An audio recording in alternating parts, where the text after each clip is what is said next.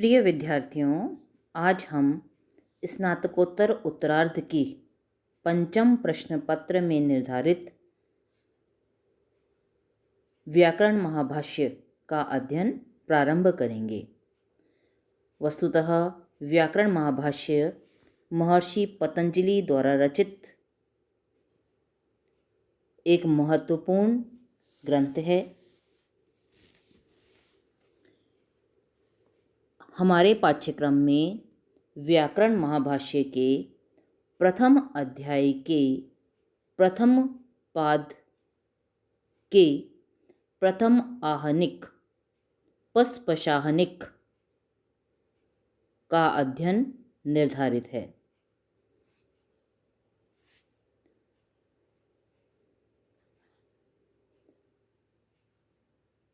किसी भी शास्त्र को पढ़ने के लिए सर्वप्रथम उसके प्रयोजन का अध्ययन किया जाता है। प्रयोजन को लक्ष्य करके ही किसी भी शास्त्र का अध्ययन या उनका प्रवचन किया जाता है। तो शब्दानुशासन के क्या प्रयोजन हैं? शब्दानुशासन का अध्ययन हमें क्यों करना चाहिए? यह स्पष्ट करते हुए भाष्यकार कहते हैं, कानि पुनः शब्दानुशासनस्य प्रयोजनानि। कानि कौन से हैं, पुनः फिर शब्दानुशासनस्य शब्दानुशासन के प्रयोजनानि प्रयोजन।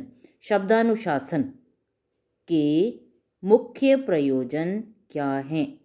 शब्दानुशासन के प्रवचन अथवा अध्ययन के प्रयोजन कौन से हैं?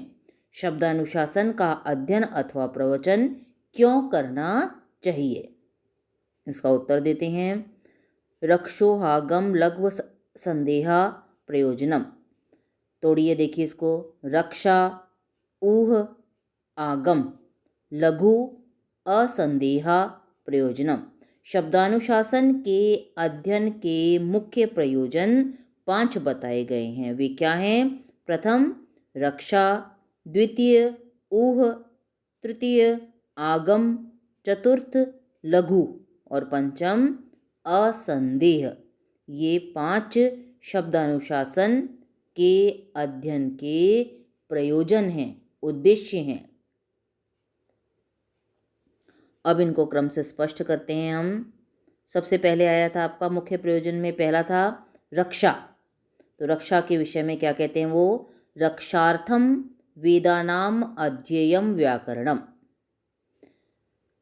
लोपागम वर्ण विकारज्ञो ही सम्यक वेदान परिपालिष्यति।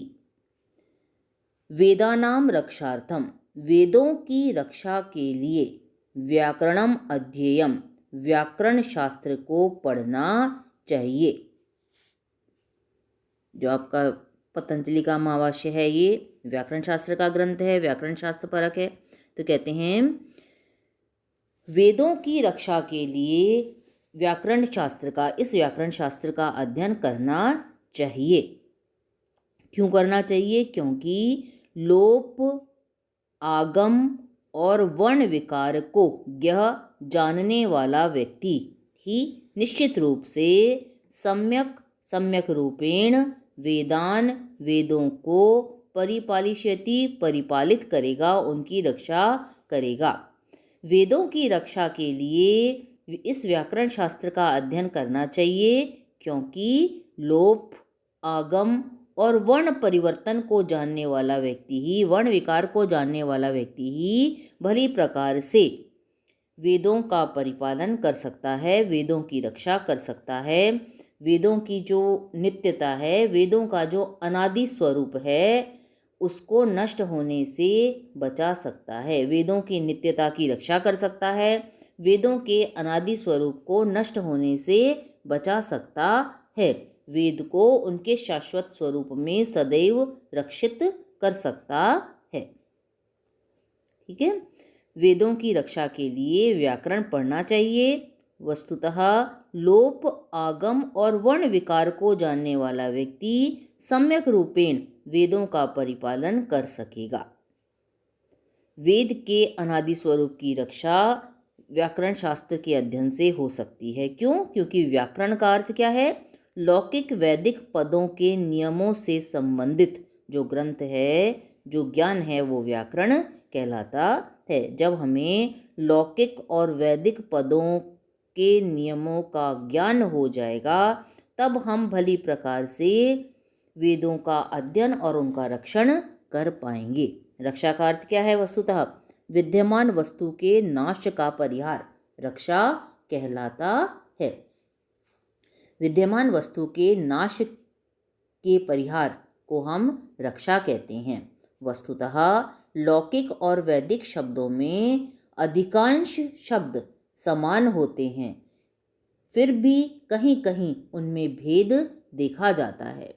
जो वैदिक शब्दों के विशिष्ट व्याकरण के नियमों को नहीं जानता, जो प्राणी वैदिक शब्दों के व्याकरण के जो विशिष्ट नियम हैं उनका ज्ञान नहीं रखेगा, वह व्यक्ति लौकिक शब्दों से वैदिक शब्द में वैषम्य देखेगा, उसे अशुद्ध प्रयोग समझकर लौकिक पदों के समान ही पाठ की कल्पना कर लेगा, और ऐसा करने पर वेद का अनादि स्वरूप नष्ट हो जाएगा।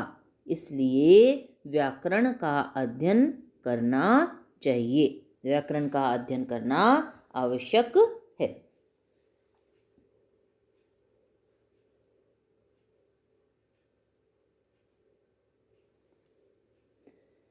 स्पष्ट है? अब द्वितीय पर आइए। द्वितीय आपका प्रयोजन था ऊह। तो ऊह के विषय में क्या कहा गया है, देखिए। ऊह खलु अपि, ऊह भी व्याकरण शास्त्र के अध्ययन का या शब्दानुशासन के अध्ययन का एक महत्वपूर्ण प्रयोजन है।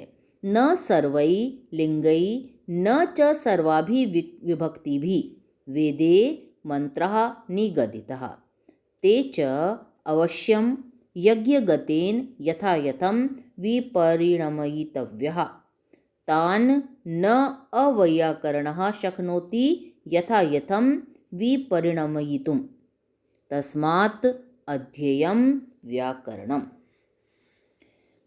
ऊह खलु अपि शब्दानुशासन के अध्ययन का एक मुख्य प्रयोजन ऊह भी है। न सर्वै लिंगै न, अब इसको पहले अन्वयानुसार देखिए। वेदे, वेद में, न सर्वै लिंगै न तो सभी लिंगों में, न च सर्वाभि विभक्ति भी और न सभी विभक्तियों से युक्त मंत्रः निगदिता मंत्र कहे गए हैं। वेद में मंत्रों का पाठ या वेद में मंत्रों का कथन समस्त लिंगों और समस्त विभक्तियों से युक्त नहीं पाया जाता है। तेच और वे मंत्र यज्ञगतेन यज्ञगत के द्वारा, तृतीया है इसमें, यज्ञगत के द्वारा, यज्ञ करने वाले ऋत्विज अथवा पुरुष के द्वारा यथा यथम विपरिणमितव्यः, यथा यथम स्थान के अनुसार, समय के अनुसार, आयोजन के अनुसार परिवर्तित कर लेने चाहिए। वेद में मंत्र सभी लिंगों और सभी विभक्तियों से युक्त नहीं कहे गए हैं। उन्हें यज्ञगत, यज्ञ करने वाले पुरुष अर्थात ऋत्विज अथवा अर्थात ऋत्विज के द्वारा, ऋत्विज करवाता है यज्ञ, तो ऋत्विज के द्वारा यथावत अर्थात तत् तत् यज्ञ के अनुरूप विपरिणमित अर्थात परिवर्तित करना चाहिए।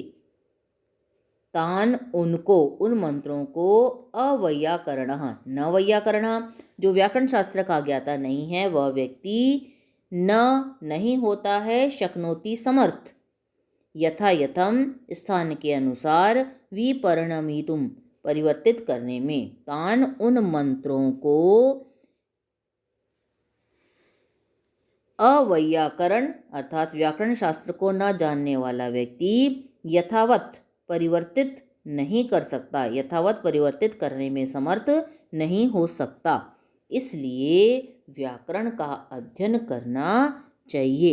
जब हम व्याकरण का अध्ययन कर लेंगे तो हम अवसर के अनुसार मंत्र में देवता को लक्ष्य कर लिंग अथवा विभक्ति का परिवर्तन कर सकते हैं। अब ये क्या कहा गया है, ऊह के विषय में क्या कहा गया है। ऊह नाम प्रकृतौ अन्यथा दृष्टस्य विकृतावन्य यथाभावः तोड़ेंगे तो ऊह नाम प्रकृतौ अन्यथा दृष्टस्य विकृतौ अन्यथा भावः, अर्थात प्रकृति में जो अंश अन्य रूप में देखा गया हो उसी का विकृति में अन्यथा भाव होना ऊह कहलाता है।